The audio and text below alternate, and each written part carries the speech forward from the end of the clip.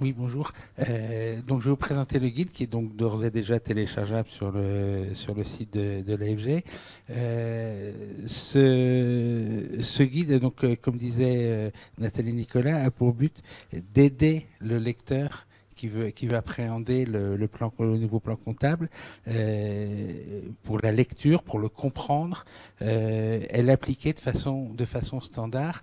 Il est issu d'un groupe de travail qui réunissait tant les commissaires aux comptes, les sociétés de gestion et les administrateurs de fonds, de façon à ce qu'on ait une application commune et une mise en œuvre standardisée. Et aussi, bien sûr, commence à travailler dessus et de façon commune et faire, entre guillemets, une économie de moyens. Autre chose importante, ce guide présente les articles induisant des changements dans nos process, que ce soit l'enregistrement des opérations ou leur restitution dans les comptes annuels. Donc chaque article est bâti de la même manière. Donc je vais vous présenter par exemple un article. Donc si on va à la page 6, à la page 6 du guide,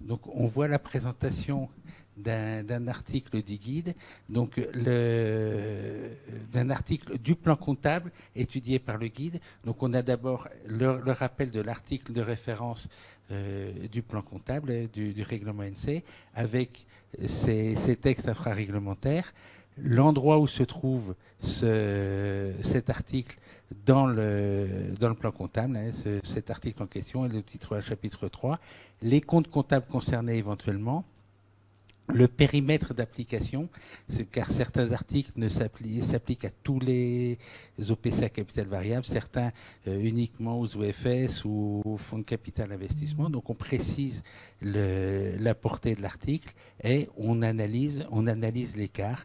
Donc c'est le résultat de nos travaux. Donc là ici cette analyse est relativement succincte. On y dit que sont désormais intégrés explicitement dans le calcul de valeur liquidative les titres de créance émis par les OFS dans la mesure où le règlement le prévoit, etc. Voilà le type d'article concerné, la présentation d'un article. Autre chose qu'il faut savoir, c'est que quand on revient sur le sommaire, qui doit être en page 1, voilà, quand on revient sur le sommaire, vous verrez, les articles ne sont pas dans l'ordre du plan comptable. Ils sont triés par thème. Et donc, pour naviguer dans le guide, je ne saurais trop vous conseiller d'appuyer, de chercher par thème, avec CTRL-F, comme dans tous les fichiers PDF. Si vous cherchez tous les articles qui concernent le change à terme, vous recherchez change à terme, et vous voyez ici, on a l'article 421.1, nous donne des renseignements sur la comptabilité des change à terme. Donc si on fait suivant, on a l'article 216.1 sur etc. qui nous présente le change à terme. On peut travailler aussi par article. Hein. On a un article du plan comptable sur lequel on a des interrogations sur la façon de le lire, etc. Mais si on cherche l'article 211.15, parce qu'on est en train de travailler sur l'article 211.15 du plan comptable, ben on a le rappel bien sûr de l'article, le chapitre, les comptes concernés, et surtout ben, l'objet du guide, c'est essentiellement l'analyse d'écart. Qui nous explique, en l'occurrence, que sur le traitement des écarts latents sur le change, sur les opérations de change, sur les opérations en devise. Voilà comment naviguer dans le guide. Je souhaitais aussi vous présenter 3 documents qui sont en annexe du guide. Il y en a un qui est page 75 du guide. qui est page 75 du guide. Donc déjà sur la page 75, il y a un petit rappel. Vous retrouverez, Nathalie Nicolas vous a parlé du fait qu'on peut trouver sur le site de l'ANC le règlement de 2020 et son complément de 2022. Vous avez les liens, si des fois vous les cherchez. On vous a mis les liens sur les règlements du ANC, le règlement comptable qui est notre source de travail. Et vous avez sur cette page un document qui nous a semblé utile, pratico-pratique pour les personnes qui vont travailler sur l'implémentation du plan comptable. Donc, vous voyez, on le télécharge, il est sur le site de l'AFG, c'est un lien téléchargeable, et vous avez un fichier Excel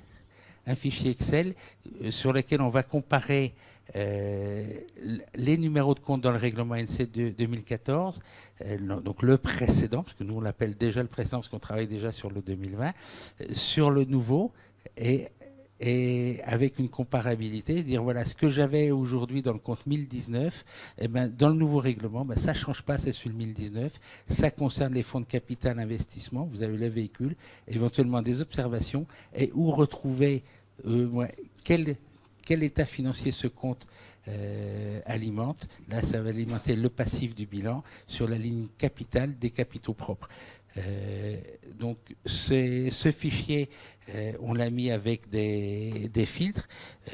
Par exemple, si on quand on va essayer de mapper entre guillemets les comptes, si on cherche un compte de 2014, savoir par exemple le compte 1071, le compte 1071 de l'ancien plan comptable, où est-ce qu'il va se retrouver? Ben, on a 3 comptes. On avait 3 comptes dans l'ancien plan comptable, 1071. Il y en a 2 qui vont se retrouver en 645,11, les frais de transaction, et les frais de recherche qui sont aussi en compte de classe 6, frais de recherche, qui avant étaient des comptes de classe 5, qui sont donc des spécificités des nouveaux plans comptables et qui vont alimenter les 3, le compte de résultat. On peut chercher donc comment aller de l'ancien plan vers le nouveau plan, mais on peut aussi, les filtres permettent aussi de passer, je cherche à savoir qu'est-ce qui va alimenter mon compte, par exemple, mes comptes 77, attendez, commence pas. Mes comptes 77 dans le nouveau plan comptable, mais qu'est-ce que j'ai? Mes comptes de régularisation, c'était pour certains un compte 1077, des comptes de régularisation maintenant qui se retrouvent en compte de résultat. J'avais déjà des comptes de résultat, des comptes de régularisation qui étaient déjà en 77, qui restent en 77. Et tous ces comptes-là vont alimenter le compte de résultat sur la ligne régularisation. Alors, le libellé qu'on a repris ici, c'est exactement le libellé que vous avez sur le compte de résultat, y compris la lettre derrière qui est sur le compte de résultat. Et la troisième utilité de ces filtres sert aussi, si on est dans l'autre sens, là, si on cherche, par exemple, à savoir sur une ligne, toujours, mes exemples, je suis un petit peu trop compte de résultat peut-être, mais toujours sur mon compte de résultat, je cherche à savoir quels comptes vont alimenter mes comptes d'acompte. Et ben dans ce cas-là, je vais sélectionner mes 3 comptes d'acompte de mon compte de résultat. Et je vois que mes lignes d'acompte du compte de résultat sont alimentées par les comptes 794, 791 et 795. Sachant que le 795 ne concerne, puisque c'est la distribution des plus ou moins values latentes, ne concerne que les fonds monétaires, que les fonds MMF. Voilà la première annexe qui est présente dans le guide. Et on a, on a 2 autres annexes en page 96 du guide. En page 96 du guide, dans les dernières annexes, en page 96, je lui ai demandé.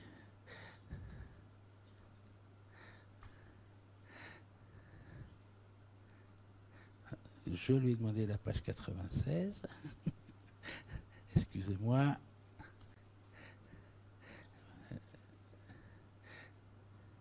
Et en page 96, on a deux autres annexes qui sont assez utiles, qui est comment prendre en compte, je vais y arriver, les opérations de hors-bilan dans les tableaux d'exposition. Car dans le nouveau plan comptable, on a des tableaux où on va expliciter les expositions de l'OPCVM dans les produits financiers. Donc on détaille pour chaque produit financier, donc on a une petite définition du produit financier, je vous la passe. Comment calculer le montant de l'exposition, et sur chacun des tableaux d'exposition directe, est-ce qu'on a un petit commentaire? Par exemple, c'est les contrats à terme de taux d'intérêt. Bien sûr, ça ne concerne pas les tableaux d'exposition sur le marché action ni sur le marché des obligations convertibles, mais sur le tableau d'exposition sur le marché de taux. Mais quel signe mettre au montant calculé dans le montant de l'exposition? C'est vraiment quelque chose de très pratico-pratique pour permettre à ceux qui constituent les comptes annuels d'avoir, même si on n'est pas sur une interprétation, mais d'avoir un calcul commun des montants d'exposition. Et on a un dernier tableau que je ne vais pas vous présenter parce que je suis un peu limite dans le temps, qui est la présentation comptable des opérations temporaires, comment les comptabiliser. Voilà, je vous remercie. Donc le guide, comme je vous disais, il est téléchargeable sur le site de l'EFG et les annexes, vous avez vu, le téléchargement est aisé.